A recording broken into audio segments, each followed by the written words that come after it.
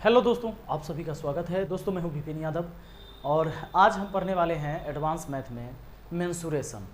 तो मेंसुरेशन का ये पहला क्लास होगा, तो हम छोटा छोटा एकदम बेसिक चीज़ को लेकर चलेंगे और एकदम बेसिक से चलेंगे, इसलिए कि कमज़ोर से कमज़ोर स्टूडेंट भी आसानी से सीख सके। तो आइए, मेंसुरेशन में हमें पढ़ना क्या है। मेंसुरेशन में इसके दो पार्ट्स हैं। मेंसुरेशन में आपके दो पार्ट्स हैं, पहला तो क्षेत्रफल और परिमाप और दूसरा है वॉल्यूम यानी कि आयतन। तो आयतन के बारे में भी पढ़ना है और एरिया और पेरीमीटर्स के बारे में भी पढ़ना है हमें। तो सबसे पहले हम एरिया और पेरीमीटर से शुरू करेंगे, उसके बाद हम चलेंगे आयतन में। मैं आपको साथ साथ बता दूं कि आपको एरिया और पेरीमीटर्स में पढ़ना क्या क्या है। क्षेत्रफल और परिमाप में आपको पढ़ना है त्रिभुज के बारे में। अब त्रिभुज के बारे में जितने भी त्रिभुज हैं उन सब के बारे में आपको पढ़ना है। फिर आपको पढ़ना है सर्कल यानी वृत्त के बारे में पढ़ना है और फिर आपको चतुर्भुज के बारे में पढ़ना है। दोस्तों, त्रिभुज के बारे में पढ़ना है, जितने भी त्रिभुज है उसके बारे में, सर्कल के बारे में, यहाँ वृत्त के बारे में और अर्धवृत्त के बारे में भी पढ़ना है। चतुर्भुज में आपको वर्ग के बारे में पढ़ना है, आयत के बारे में पढ़ना है, सम चतुर्भुज, समानांतर चतुर्भुज जो भी है सब के बारे में पढ़ना है। तो सबसे पहले हम स्टार्ट करेंगे आज त्रिभुज से, फिर सर्कल और फिर हम चतुर्भुज पर चलेंगे, ठीक है ना। तो सबसे पहले जो आपका त्रिभुज यानी कि ट्रायंगल,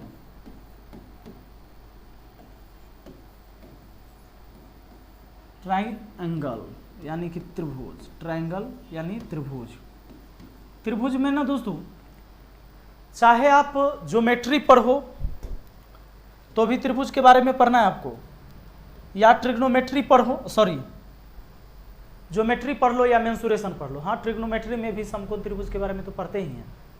तो ध्यान रहे, सबसे पहले हम स्टार्ट करेंगे समकोण त्रिभुज से। सबसे पहले जो हमारा स्टार्ट होगा ना वो समकोण त्रिभुज से। और समकोण त्रिभुज होता है भैया 90 डिग्री जिसका एक कोण हो। सबसे पहले हमारा जो स्टार्ट होगा वो समकोण त्रिभुज से। समकोण त्रिभुज, समकोण त्रिभुज से आपको ज्योमेट्री में भी पढ़ना है और आपको मेंसुरेशन में भी पढ़ना है। फिर जब हम ज्योमेट्री में जाएंगे तो कोण के आधार पर होगा, जैसे समकोण त्रिभुज, न्यून कोण त्रिभुज, अधिक कोण त्रिभुज। लेकिन जब हम क्षेत्रफल और परिमाप में पढ़ेंगे तब तो समकोण त्रिभुज को पढ़ेंगे ही, फिर समबाहु त्रिभुज, समद्विबाहु त्रिभुज, विषमबाहु त्रिभुज, इनके बारे में जानेंगे। दोस्तों, सबसे पहले हम बात करें समकोण त्रिभुज की। ये तीन शीर्ष हैं इसके, ए बी सी। त्रिभुज के तीनों कोणों का योग 180 डिग्री होता है, ये आपको पता होगा। हम इसमें कह सकते हैं कि कोण ए प्लस कोण बी प्लस कोण सी बराबर कितना होता है, 180 डिग्री। त्रिभुज के तीनों कोणों का योग 180 डिग्री होता है, चाहे वो कोई भी त्रिभुज हो। अब ध्यान देना कि 90 डिग्री के कोण के सामने की भुजा हमेशा कर्ण होगा, इसको H से लिखा जाता है। और अगर थीटा हम यहां लेते हैं तो लंब ये होगा। कोण C से चलोगे तो लंब ये हो जाएगा, यानी परपेंडिकुलर, यानी लंब हो गया इसको P से। और थीटा अगर यहां से लेंगे तो लंब ये होगा, लेकिन अगर लंब ये ले लिए हैं तो ये आधार हो गया और इसको B से लिखा जाएगा, बेस को, ठीक है ना। इसको क्या बोलेंगे, आधार बोलेंगे दोस्तों। हम क्या बोलेंगे, आधार।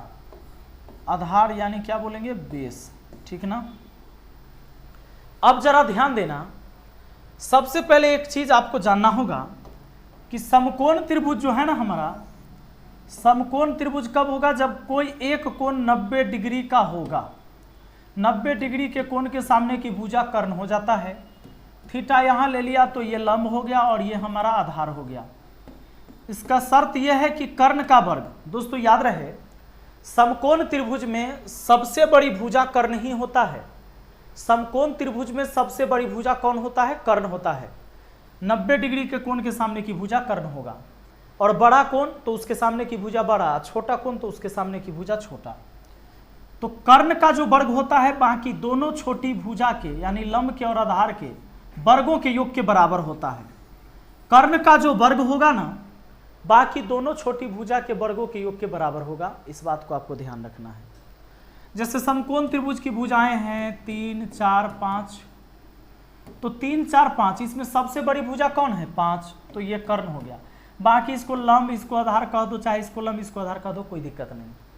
आपको ये शर्त आना चाहिए, पूरा करना चाहिए ये शर्त कि कर्ण का वर्ग बाकी दोनों भुजा के वर्गों के योग के बराबर है, तभी वो समकोण त्रिभुज का भुजा होगा। ये सेटिस्फाइड होना चाहिए। जैसे सबसे बड़ी भुजा हो गया आपका कर्ण, तो 5 का स्क्वायर बराबर इन दोनों का 3 का स्क्वायर और प्लस फिर b के जगह रख दिया 4 का स्क्वायर।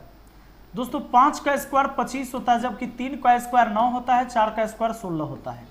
ये हो गया आपका 25, 16 9 भी 25, यानी क्या हुआ, इन दोनों का वर्ग, मतलब इन दोनों छोटे वाले का वर्ग करके जोड़ा तो ये बड़े वाले वर्ग के बराबर हो गया, ठीक है ना, 25 बराबर 25। तो ये समकोण त्रिभुज की भुजाएं हैं।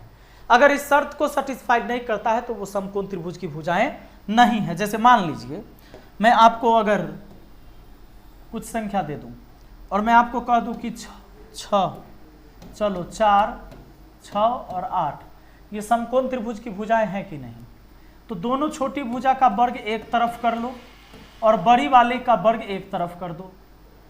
4 का स्क्वायर आपका 16, 6 का स्क्वायर होता है 36 बराबर, यहाँ 8 का स्क्वायर 64 लिखते हैं। ये 6 6 12, 3 2 5 1 6, ये हो गया 62। 6 6 12, 3 1 4 1 5 52 हो गया। तो 52 कभी 64 के बराबर नहीं होता है। 52 कभी किसके बराबर नहीं होता है, 64 के बराबर नहीं होता है। तो हम कह सकते हैं ये समकोण त्रिभुज की भुजाएं नहीं है। यानी आप ये चीज सीख गए हैं कि कोई समकोण त्रिभुज की भुजाएं हैं या नहीं है, तो ये बात आपको पता हो जाएगा। दूसरा तरीका देख लो, अगर समकोण त्रिभुज की भुजाएं 3 4 5 से शुरुआत है, ये सबसे पहला है, ध्यान रखना, और ये ऐसा है जो ये लगातार आने वाली संख्या से शुरू होता है। जैसे 3 के बाद 4 होता है, 4 के बाद 5 होता है, तो लगातार क्रम से 3 ऐसे संख्या है, 3 4 5 3 ऐसे संख्या है जो समकोण त्रिभुज के भुजा को दर्शाता है। आगे इसका दुगुना कर दो, 3 का दुगुना 6, 4 का दुगुना 8, 5 का दुगुना 10, ये भी समकोण त्रिभुज की भुजा हो जाएगी। फिर 3 का 3 गुना करो, 3 3 9, इसका 3 गुना 12 और इसका 3 गुना 15, इसी तरह आगे भी कर सकते हो। ऊपर वाले का दुगुना, फिर ऊपर वाले का 3 गुना, ऊपर वाले का 4 गुना, ऐसे करते चले जाएंगे, ठीक ना। तो ये देख लेंगे, ये समकोण त्रिभुज की भुजाएं हो जाती है। जैसे देखो इन दोनों छोटी का एक जगह वर्ग करते हैं, तो 9 का वर्ग और 12 का वर्ग बराबर क्या 15 के वर्ग हो रहा है। 9 का स्क्वायर 81 होता है, प्लस 12 का स्क्वायर 144 होता है, 15 का 225 होता है। भैया 144 और 81 जोड़ लो, 4 1 5, 4 8 12, 12 के 2 हासिल 1 1 1 2, ये हो गया 225, उधर हो गया 225। आप देखो तो क्या बराबर है, बिल्कुल बराबर है। यानी कि दोनों छोटी भुजा के वर्गों का योग एक बड़ी भुजा के वर्ग के बराबर हो रहा है, तो वो समकोण त्रिभुज है। अभी हमने आपको यह सिखाया कि समकोण त्रिभुज की भुजाएं है या नहीं, ये बात आपने सीखा। दोस्तों एक बात याद रखना, ये समकोण त्रिभुज में ये जो आपका समकोण त्रिभुज होता है ना, अगर मान लो कि ये 3 शीर्ष इसके ABC दे दिए हैं, कैपिटल B के सामने की भुजा को स्मॉल b से, कैपिटल C के भुजा कैपिटल C है, इस कोण के सामने की भुजा स्मॉल c से, और कैपिटल A के सामने की भुजा स्मॉल a से, यानी इस कोण के सामने की भुजा स्मॉल a से। ये लिखने का सही तरीका है। इसका परिमाप क्या होगा और क्षेत्रफल क्या होता है। परिमाप जो होता है ना, कोई भी लाइन से घिरा हुआ, समतल लाइन से घिरा हुआ, ये समतल सतह, एकदम बराबर सतह, ये ऊंच नीच नहीं होगा, समतल होगा। तो ये 3 भुजा से घिर गया ना, तो ये त्रिभुज हो गया। जैसे कोई खेत है तो 3 आरी बना देते हैं उसका, है ना, बीच में जो होता है हमारा खेत होता है, तो खेत तो चतुर्भुज की तरह होता है, कोई होगा किसी का त्रिभुज भी हो गया। तो देख लो यहाँ पर क्या करेंगे, इसकी परिमाप a + b + c हो गया, ठीक ना, ये परिमाप हो गया। जबकि इसका अगर अर्ध परिमाप की बात करें, अर्ध परिमाप, अब आपको स्पष्ट है अर्ध परिमाप, है ना, तो इसको हम s से लिखते हैं अर्ध परिमाप को, ध्यान देना। तो क्या करेंगे, हम तीनों भुजा को जोड़कर 2 से भाग लगा देंगे, तो अर्ध परिमाप भी हो जाएगा हमारा। परिमाप का आधा अर्ध परिमाप होगा। परिमाप होता है किसी भी आकृति की भुजाओं के लंबाई का योग, चाहे वो वर्ग हो या वृत्त हो। वृत्त में भी भुजा न कहेंगे, लेकिन इसका जो घेरा है, इसी से घिरा हुआ जो है ना, यही परिमाप है। इसको हम परिधि कहते हैं वृत्त में। जबकि अगर कोई चतुर्भुज है तो बोलो, वर्ग रहे, आयत रहे, कुछ भी रहे, इसके चारों लाइन को जोड़ लो कि जितना आ रहा है वही आपका परिमाप हो गया। तो किसी भी आकृति के भुजाओं के लंबाई का योग ही परिमाप हो जाएगा, ठीक है ना, कोई भी समतल आकृति। अब ध्यान देना, ये जो हमारा समकोण त्रिभुज है ना, तो इस समकोण त्रिभुज में ये लंब, आधार और ये कर्ण, ठीक है ना, तो इसका जो क्षेत्रफल होगा ना, समकोण त्रिभुज का क्षेत्रफल, समकोण कब होगा, जब ये कोण 90 डिग्री होगा तब, तो इसका क्षेत्रफल होता है 1/2 आधार गुना ऊंचाई। ऊंचाई की जगह यहाँ p है, h से नहीं, h तो ये तिरछा है, कर्ण है, जो एकदम खड़ा है, ये ना हो गया ऊंचाई, ध्यान देना। अच्छा 1/2 आधार गुने ऊंचाई, याद रहे 1/2 आधार गुना ऊंचाई ना, ये फॉर्मूला सब त्रिभुज पर लगता है। बच्चा के दिमाग में एगो बात फिक्स हो जाता है कि न न न न न इस समकोण त्रिभुज के फॉर्मूला है 1/2 आधार गुने ऊंचाई। अब बाकी सब के लिए अलग अलग पढ़ा दिया गया, आपको घबराने की जरूरत नहीं, ये ना ये फॉर्मूला सब पर लगता है। देखिए ना, हम आपको लगा के दिखाते हैं, ये सब पर लगेगा। अब मान लीजिए कि एक समकोण त्रिभुज पहले है, और इस समकोण त्रिभुज में ना अगर मान लो कि केवल ये भुजा आपको 10 दी हुई है, ठीक है, ये भुजा 8 सेंटीमीटर दी हुई है, ये 10 सेंटीमीटर, ये 8 सेंटीमीटर, और इसका आपको एरिया पूछा है। आपसे क्या पूछ लिया कि एरिया क्या होगा। अच्छा, तो एरिया पूछा तो आपको एक बात पता होना चाहिए ना कि हमको कर्ण पता है, आधार पता है, लेकिन इसकी ऊंचाई यानी लंब तक पते नहीं है, तो कैसे निकलेगा। क्योंकि क्षेत्रफल जो होता है भैया, क्षेत्रफल जो होता है त्रिभुज का 1/2 आधार गुना होता है ऊंचाई। तो 1/2 आधार गुना ऊंचाई, आधार तो पता है, ऊंचाई नहीं पता। तो अभी एगो कंडीशन आपको बता दिए ना कि कर्ण का जो वर्ग होता है बाकी दोनों छोटी भुजा के वर्गों के योग के बराबर होता है। तो h के जगह कर्ण आप 10 का स्क्वायर लिख दो बराबर, ये p निकालना है तो p² प्लस b 8 का स्क्वायर आधार है, ये 100 में से आके घट जाएगा 8 के स्क्वायर 64 बराबर उधर p² रहेगा।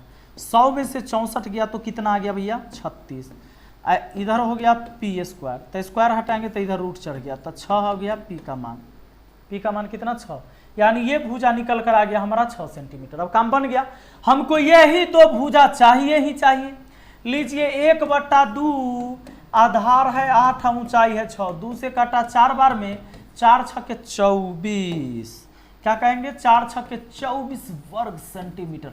अच्छा, ये वर्ग सेंटीमीटर क्यों कर देते हैं, ये सेंटीमीटर स्क्वायर क्यों हो गया, ये बात को जानिए, इस बात को जानिए। देखिए हुआ क्या ना कि 1/2 आधार 8 सेंटीमीटर, तो यहाँ 8 सेंटीमीटर लिखा गया, ऊंचाई है 6 सेंटीमीटर तो 6 सेंटीमीटर लिखाया, 2 चौके 8, 4 छक्के 24 हुआ, सेंटीमीटर गुना सेंटीमीटर, सेंटीमीटर स्क्वायर, तो ये हो गया। बात है समझ में, क्या कि देखिए कोई भी वैल्यू होता है उसका पावर 1 तो होता है ना, तो सेंटीमीटर सेंटीमीटर 1 के बार लिखाया, 1 पावर हो गया यहाँ 2, तो ये बात हो जाता है। तो जब भी आपको एरिया होगा तो होगा मीटर स्क्वायर में, सेंटीमीटर स्क्वायर में, किलोमीटर स्क्वायर में, है ना, या फीट स्क्वायर में।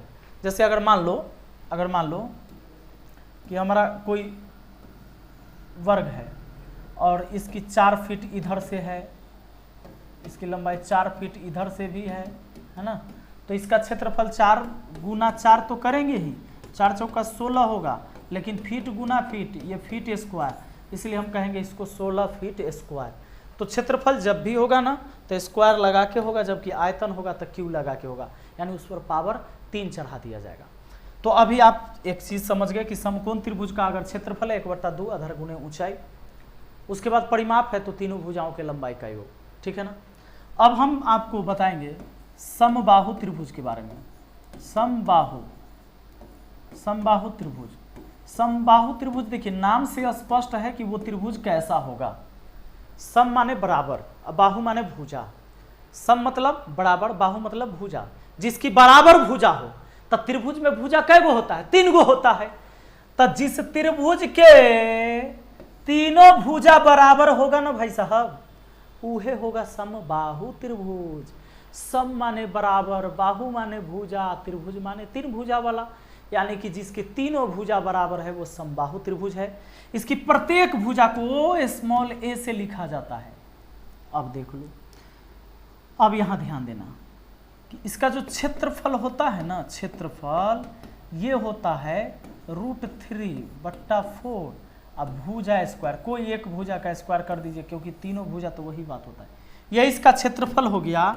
जबकि इसके परिमाप की हम बात करें तो परिमाप तो होगा तीनों भुजा के लंबाई का योग, तो 3 को ए जुड़ेगा तो 3 होगा। अब आप कहिएगा कि सर आप तो बोले हैं अभी कि कोई भी त्रिभुज पर 1/2 आधार गुना ऊंचाई लगेगा, तो इसमें कहाँ पर लगाए हैं?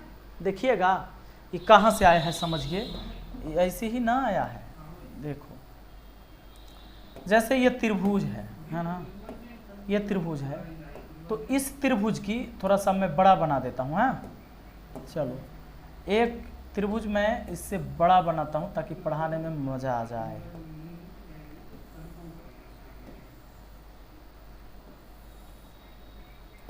देखिए अब ये बताओ, इस त्रिभुज की भुजाएं ABC हो गई, ठीक है ना। त्रिभुज की भुजाएं क्या है? ABC। अब इसकी प्रत्येक भुजा स्मॉल a से डिनोट कर सकते हैं। अगर इसका क्षेत्रफल निकालना है तो मैंने अभी आपको कहा कि क्षेत्रफल के लिए 1/2 आधार गुना ऊंचाई, ये जरूर चलेगा, किसी पर भी लागू होगा। लेकिन आप बताओ, आधार तो आप ले लोगे, चलो इसको ले लेते हैं आधार। ऊंचाई किसको लोगे? ये ऊंचाई नहीं है, ये तिरछा है, तिरछा ऊंचाई हो गया, गड़बड़ा गया। ऊंचाई होने का मतलब है कि सीधे खड़े खर न नीचे आइएगा, ये ना हाइट हुआ। जैसे मान लीजिए छत के हाइट मापना है तो ऐसे बांस लगा दीजिएगा कोना कोनी, गड़बड़ाइए जाएगा। आपको एकदम क्या करना है, एगो धागा में मान लो कि कोई भारी चीज बांध दिए, लोहा बांध दिए, हाँ, ऊपर धागा पकड़ लिया, लोहा को नीचे लटकाए, वो एकदम सीधा आएगा, 90 डिग्री पर मिलेगा, वो हो जाएगा ऊंचाई। तो अब देखिए इतना आधार हो गया, ये वाला ऊंचाई इसका निकाल लेते हैं। अब ऊंचाई को कैसे निकाले? मान लीजिए ये हाइट हमें निकालनी है, ऊंचाई निकाले, इसको लंब लिख देते हैं। ये त्रिभुज ले लेते हैं, ये थीटा यहाँ पर। इस त्रिभुज में हम चेक कर लेते हैं, इस त्रिभुज में, इस त्रिभुज, ये आधा त्रिभुज हो गया इधर, ठीक है ना। तो ये त्रिभुज हम क्या करते हैं कि इस त्रिभुज का हमें ये वाला निकालना है। तो ये वाला निकालना है तो एक काम करें कि ये लंब है तो ये कर्ण हो गया, और आधार कितना हो जाएगा? ये पूरा यहाँ से यहाँ तक ए था ना, तो इधर जो हो जाएगा भैया, यहाँ तो बीचे बीच आ जाएगा क्योंकि दोनों साइड बराबर है, तीनों भुजा बराबर है, दोनों साइड रहता ये बराबर, तब भी ये बीच में आता। यानी पूरा जो ए था ना, ये जो पूरा ए था, कहने का मतलब मेरा कि यहाँ से यहाँ तक ए था, वो अब आधा आधा हो गया। अब हो गया इधर a/2, इधर भी हो गया a/2, यहाँ से इधर, यहाँ से इधर a/2, क्योंकि ए का आधा इधर, ए का आधा इधर। दोस्तों इस लंब को अगर निकालना है मुझे, तो कर्ण के वर्ग में से यानी ए के स्क्वायर में से घटाना होगा हमको, इतना ले लेते, ई वाला ले लेते, आधार के स्क्वायर, यानी a/2 का स्क्वायर घटाना होगा। ये आपको फार्मूला पता चलेगा कि फार्मूला बना कैसे था। ये देखो a² माइनस ये a²/4 हो जाएगा। अब आप देखोगे 4a² में से a² गया तो 3a² अब बट्टा 4 हो गया। अब देखो 3a² माने √3 × a है, अब बट्टा में 4 का वर्गमूल कितना है? 2, ठीक है ना। 4 का वर्गमूल कितना हो गया? 2। अब एक बात समझो, इसका जो क्षेत्रफल हमको निकालना है तो 1/2 आधार गुने ऊंचाई। तो आपको इस पूरे त्रिभुज का ना एरिया चाहिए, तो पूरे त्रिभुज का आधार ये बड़ा, यहाँ से यहाँ तक a, 1/2 आधार गुना ऊंचाई, ऊंचाई ये p, और p का मान आपने क्या लाया है? ये p का मान आपका आया है यहाँ लास्ट में √3a/2, यानी √3a/2। अब देखो 2 दूना 4 a², तो संख्या वाला को इधर रखते हैं, √3 बट्टा, देखो 2 दूना 4 बट्टा में, और ऊपर देखो a गुना a कितना हो जाएगा? a²। इसीलिए समबाहु त्रिभुज का हम फॉर्मूला याद करते हैं, समबाहु त्रिभुज के क्षेत्रफल का फॉर्मूला याद करते हैं √3/4 गुने भुजा स्क्वायर, और ये भी याद करते हैं कि समबाहु त्रिभुज की ऊंचाई जो होगी ना √3a/2 होगा, √3/a/2, ठीक है ना। तो याद रहे दोस्तों। अब चलो आपको ये बात आ गया समझ में। देखो अब आपको सीधे याद रखना है कि अगर समबाहु त्रिभुज है, तीनों साइड इसकी बराबर होगी, तो इसका जो क्षेत्रफल होगा वो क्षेत्रफल हो जाएगा √3/4 गुना भुजा स्क्वायर। इसका जो परिमाप हो जाएगा, इसका परिमाप, तो परिमाप हो जाएगा तीनों भुजाओं के लंबाई का योग, तो 3a। उसके बाद इसकी ऊंचाई जो हो जाएगी ना, इसकी ऊंचाई अगर निकालनी हो तो ऊंचाई हो जाएगा भैया √3a/2। ये फार्मूला लग जाएगा, तो इस बात को याद रखिएगा, ठीक है ना।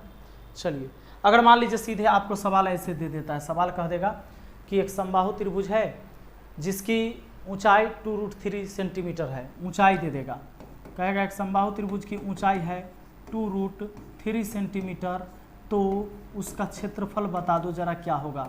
कह देगा आपसे कि उसका क्षेत्रफल बता दो। अब सुनो, जब ऊंचाई दे दिया है तो आपको ऊंचाई की फार्मूला लिख लेनी है, √3a/2, ये ऊंचाई हो गया। और जबकि ऊंचाई का फार्मूला हमारा है क्या, 2√3 सेंटीमीटर। अरे √3 से √3 कट गया, a बराबर कितना हो गया, 2 दूना 4 सेंटीमीटर। ये हो गया इसकी भुजा। a का मतलब है कि उस समबाहु त्रिभुज की भुजा है। अब उसका क्षेत्रफल निकालना है, तो भैया क्षेत्रफल के लिए फार्मूला हमने याद किया, √3/4 गुना भुजा स्क्वायर, तो 4 के स्क्वायर कितना, 16। 4 से 16 को 4 बार में काटेंगे तो 4√3। अब वर्ग सेंटीमीटर कहिएगा जब भी आपको, क्योंकि यहाँ 4 के स्क्वायर होगा, 4 सेंटीमीटर का स्क्वायर होगा तो 16 वर्ग सेंटीमीटर होता, वो वर्ग सेंटीमीटर लास्ट में मैंने लिख दिया, ठीक है ना। तो चलिए, ये चीज़ें होती हैं। अब ध्यान देना, समबाहु त्रिभुज हो गया। अब आपको समझ लेना है समद्विबाहु त्रिभुज। समद्विबाहु त्रिभुज, समद्विबाहु से मतलब होता है, द्वि मतलब होता है दो, और सम मतलब होता है दोस्तों बराबर, ठीक ना। बराबर होना चाहिए, कै गो भुजा, 2 गो भुजा। त्रिभुज माने समझ रहे हैं, त्रिभुज, त्रिभुजा से घिरा हुआ आकृति। समद्विबाहु, हिंदी में इतना दम है कि उसके शब्द पढ़ने से आपको पता चल जाता है कि क्या कह रहा है। सम माने बराबर, द्वि माने 2 गो, बाहु मतलब भुजा। तो जिसकी 2 भुजाएं बराबर है ना, वो समद्विबाहु त्रिभुज होगा। कोई भी 2 भुजा बराबर हो सकता है, यही दोनों भुजा बराबर हैं, हो सकता था ये दोनों बराबर, कुछ भी हो सकता है। तो मान लो इस बार हम इन दोनों भुजा को बराबर मान लिया है, ठीक ना। ये हमारी तीसरी भुजा हो, तीसरी भुजा हो गई। दोस्तों ध्यान देना, तो इस समद्विबाहु त्रिभुज की ऊंचाई क्या होगी, ये होगी। अभी हम आपको फार्मूला बनाना सिखा देते हैं, ठीक है ना। ये समान भुजा को स्मॉल a से, जबकि एक तीसरी भुजा को b से लिख दिया। आप पहले इसकी हाइट पता कर लो, यानी लंब पता कर लो इस त्रिभुज को लेकर, या इसी त्रिभुज को लेकर।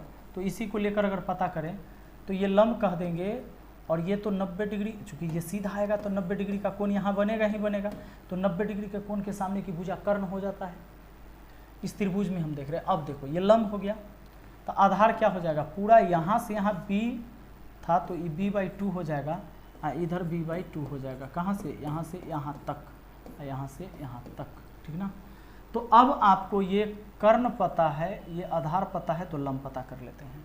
कैसे पता करेंगे, तो अगर ये लंब हमें पता करना है तो लंब का स्क्वायर बराबर तो होगा कर्ण के स्क्वायर माइनस आधार के स्क्वायर, वही पाइथागोरस वाला नियम से। तो सुनो, ये लंब का स्क्वायर हटेगा तो उधर रूट चढ़ेगा, कर्ण के स्क्वायर में से घटाओ, a स्क्वायर में से आपको घटाना है b/2 का स्क्वायर करके। अब देखो, तो p बराबर क्या हो जाएगा, ये a स्क्वायर हुआ माइनस ये b स्क्वायर बट्टा 4 हो गया। अब सुनो, 4a स्क्वायर माइनस हो गया b स्क्वायर बट्टा 4 हो गया। आप ये भी कह सकते हो कि भैया ये हुआ 4a square minus b square, अब बट्टा में 2 हो गया, क्योंकि 4 जो था रूट के अंदर था, जबकि 2 आ जाएगा 4 से बाहर, ठीक ना। ऐसा भी हो सकता है। तो अब कह सकते हैं कि समद्विबाहु त्रिभुज की जो ऊंचाई होगी ना, ऊंचाई हो जाएगी हमारा वही √4a square minus b square, अब बट्टा में हो जाएगा 2। इसका जो क्षेत्रफल होगा ना, क्षेत्रफल के लिए 1/2 आधार गुने ऊंचाई। इसमें आपको आधार पूरा लेना है b, और ऊंचाई क्या लेना है, वही चीज़ 4a square minus b square बट्टा में 2। ये 2 दूना 4 हो गया, ऊपर में b इकाई b हो गया, तो b/4 और रूट अंडर ये आपका 4a square minus b square. A का मतलब यहाँ है कि दो गो भुजा में से एक भुजा, दो समान भुजा जो है उसकी लंबाई है ए, ठीक है ना। तो इसलिए अब याद करते हम लोग कि समद्विबाहु त्रिभुज का ये होता है क्षेत्रफल का फार्मूला, ये हो गया ऊंचाई का फार्मूला। और अगर इसकी परिमाप की बात करें तो 2 बार ए या 1 बार बी, अरे 2 बार ए या 1 बार बी, सबको जोड़ दो 2a + b, ये हो जाता है आपका परिमाप और कुछ नहीं। चलो एक नज़र इसे देख लो, मैं थोड़ा साइड हो जाता हूँ। तो ऐसे हम समद्विबाहु त्रिभुज के फार्मूला को याद करते हैं, ठीक है ना। अब आ जाइए, अब हम जरा बात कर लें विषम बाहु त्रिभुज में। विषम बाहु त्रिभुज। अब विषम बाहु त्रिभुज का मतलब होता है दोस्तों, विषम मतलब अलग अलग, ठीक ना, जो बराबर नहीं है। तो विषम बाहु त्रिभुज में उनकी भुजाएं बराबर नहीं होगी। तो जब विषम बाहु त्रिभुज होगा तो उनकी भुजाएं बराबर होगी नहीं, तो ए बी सी मान लेते हैं। अब ये ए बी सी हो गया, तो इसका परिमाप आप पता कर लो। परिमाप क्या होता है, परिमाप हो जाएगा ए + बी + सी, तीनों भुजाओं के लंबाई का योग। और अर्ध परिमाप को सेमी पेरीमीटर्स यानी एस से लिखते हैं, तो ए + बी + c/2, जितना तीनों भुजा उसको जोड़कर 2 से भाग दे देंगे, अर्ध परिमाप। अब इसके क्षेत्रफल का फार्मूला होता है, क्षेत्रफल का फार्मूला क्या होता है, √s × s - a s - b और क्या होता है s - c। अच्छा, s क्या है, s है अर्ध परिमाप, a क्या है पहली भुजा, b दूसरी भुजा, c तीसरी भुजा। तो ये फार्मूला हम लगाएंगे। अच्छा, आप कहेंगे सर क्या ये विषम बाहु पर लगेगा? हाँ, विषम बाहु पर लगेगा, इस सब पर लगेगा। कोई भी त्रिभुज हो, अगर समकोण त्रिभुज को भी निकालते हो तो इस फार्मूला से निकाल सकते हो, कोई दिक्कत नहीं। तीनों भुजा को ए बी सी अलग अलग मान लेना। कहोगे कि सर समबाहु त्रिभुज तो अलग अलग नहीं होता है क्या उस पर? तो उस पर भी निकलेगा, ये जनरल है, फार्मूला सब के लिए है। जब विषम बाहु पर लग गया तो सब पर लग जाएगा, हाँ पक्का। तो इस पर भी आप लगा सकते हो। तो इसका पता चल गया है। अगर इसकी भी ऊंचाई अगर पता चल जाए, यहाँ से यहाँ ऊंचाई दिया हुआ रहे, तो आप लगा सकते हो 1/2। ऊंचाई इस पर दिया हुआ है तो पूरा ले लेंगे, 1/2 आधार हो गया ये सी, ऊंचाई हो गया एच। क्षेत्रफल के ये भी चलेगा, सब पर चलेगा। किसी भी त्रिभुज की अगर आधार और ऊंचाई पता है तो आप फार्मूला लगा सकते हैं 1/2 आधार गुने ऊंचाई, ठीक है ना। तो चलिए, मुझे उम्मीद है कि आज कुछ छोटा छोटा चीज़ें आप सीखे होंगे। और एक चीज़ मैं आपको बता दूं कि सबसे पहले आपको क्या करना है ना, ये बेसिक चीज़ जो मैंने इसमें बताया, आपको एक बार कॉपी पर खुद से लिखना है। जितनी चीज़ें मैंने यहाँ बोर्ड पर लिखा है अपने मन से मुझे याद है, उसी तरह आपको भी याद रहना चाहिए। इससे फ़ायदा क्या होगा कि जैसे ही क्वेश्चन आएगा ना तो आपको पता चल जाएगा, अच्छा समद्विबाहु त्रिभुज है, समद्विबाहु त्रिभुज का क्षेत्रफल का तो ये फार्मूला होता है, समकोण है इसका तो ये फार्मूला, आपके दिमाग में रहना चाहिए। सवाल देखते आपको फार्मूला याद हो तो आपसे सवाल बनेगा, ठीक है। हम मिलते हैं अगली वीडियो में। Thank you, best of luck.